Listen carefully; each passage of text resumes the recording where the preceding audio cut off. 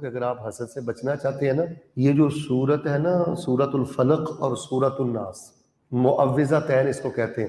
سورت الفلق اور سورت الناس بہت زیادہ پڑھا کرو۔ یہ جو آپ نفل پڑھتے ہو، سنتے پڑھتے ہو نا، اپنا معمول بنا لو۔ قل اعوذ برب الفلق من شر ما خلق ومن شر غاسق اذا وقب ومن شر النفاثات في العقد ومن شر حاسد۔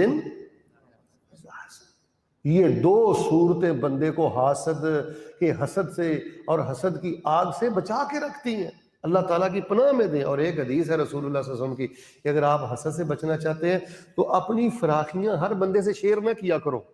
اللہ تعالیٰ نے یہ جو تمہیں خاص نعمتیں دی ہیں نا، آپ کے وسائل کتنے ہیں اور آپ کے پاس مال کتنا ہے، آپ کے پاس شان و شوکت کیسی ہے، فرمایا اپنے اندر کی باتیں، راز کی باتیں، فراخی کی باتیں ہر بندے سے شیئر نہ کیا کرو۔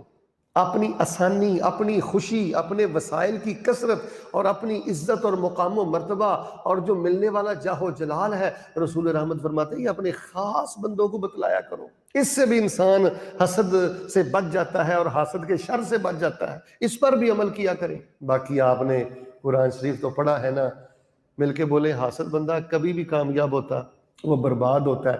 سورت یوسف کا یہی پیغام ہے کہ جنہوں نے کنویں میں پھینکا تھا حسد کی بنیاد کر، وہی حضرت یوسف علیہ السلام کے قدموں میں آ کے بیٹھ گئے اور غلہ لینے کے لیے حضرت یوسف کے سامنے پیش ہو گئے۔ حسد انسان کو دنیا میں بھی ذلیل و خوار کرتا ہے، آخرت میں جہنم جانے کا باعث بنتا ہے۔ اس نے ہمارے گھر اجاڑ دیے، ہماری خوشیاں اجاڑ دی، ہمیں بے چین کر دیا۔ حسد کا ایک سب سے بڑا نقصان ہی ہوتا ہے کہ حاسد بندہ بے چین رہتا ہے، بے قرار رہتا ہے۔ جہاں حسد ہوگا وہاں ذہنی سکون نہیں ہوگا۔